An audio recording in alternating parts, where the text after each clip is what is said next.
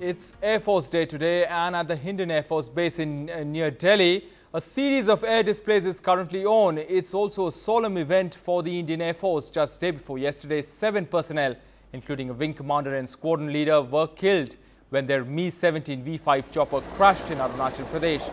Air Chief Marshal BS Dhanoa is likely to refer to this loss when he addresses his air warriors in a short while from now. All right, Vishnu Shom now joins us for more on this from Hindon Air Base. Vishnu, what's going on there at the moment, and how is the Air Force Day being celebrated in the shadow of the tragedy in Arunachal Pradesh? Well, you just saw 3 helicopters of the Indian Air Force coming in with the Air Force colours underslung, and just a little while back we've had the Air Chief arrive over here as well. But it's going to be a solemn occasion for the Indian Air Force, given the fact that just day before yesterday there was a major disaster in which 7 armed forces personnel, including 5 from the Air Force, lost their lives. 2 army soldiers also died. This was in a helicopter crash which took place in the Tawang area of Arunachal Pradesh during a routine mission which was being carried out by the Air Force to support the Indian Army. So we do expect the Indian Air Force Chief to reflect on that tragedy when he speaks at about 9:38 this morning. But Air Force Day is traditionally a day when the Air Force celebrates its history, showcases its prowess, and identifies key systems, which in this case would be several fighter aircraft, many of which will be on air display. Vishnu, one of the ongoing debates in the Defence Forces is of inducting women in combat role. How soon will the Indian Air Force induct its first set of women fighter pilots, and will there be more soon? Yes, well, it's no longer a debate as far as the Air Force is concerned. It was in fact at Air Force Day a few years back that the then Indian Air Force Chief, Air Chief Marshal Arup quite unexpectedly announced that women would be inducted into combat roles for the Indian Air Force as fighter pilots. Since then, these 3 women in the first batch have done exceedingly well, and in a matter of months after their training is complete, it is now essentially complete, they will be commissioned into frontline fighter aircraft squadrons of the Indian Air Force. The second batch of 3 Indian Air Force women will be, as we see the Indian Air Force Chief take the salute over there, will be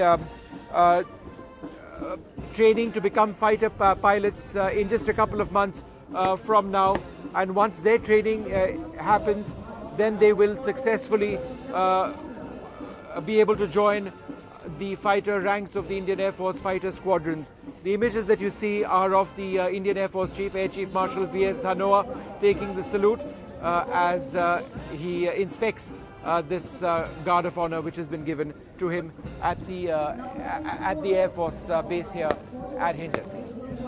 So Air Force Chief there inspecting the Guard of Honor. Vishnu, the Air Force Chief also spoke of India's preparedness for two-front war. How prepared is the Indian Air Force for that? Well, the two-front war is a very key aspect of the Indian Air Force's plans, the Indian Army and Navy's plans as well. And for years, the Indian Air Force has been saying for years, the Indian Air Force has been saying that it needs to have an appropriate squadron strength, which would be more than 40 squadrons of aircraft to ensure that it can fight a two-front war. But speaking to journalists a couple of days back, the Indian Air Force Chief said that, who you see now on your screens, said that he has a plan B as well, and those operations may be limited somewhat. He would try and ensure that a two-front war, should that be required, would be conducted effectively by the Indian Air Force. But that's not an ideal situation. You need to have the squadron strength, and the Indian Air Force is well beneath the sanctioned strength at the moment. Vishnu, one final question. How heavily was the Indian Air Force operational during the Doklam crisis? Well, the Indian Air Force was very active during the Doklam crisis. They were monitoring the situation in Tibet very closely.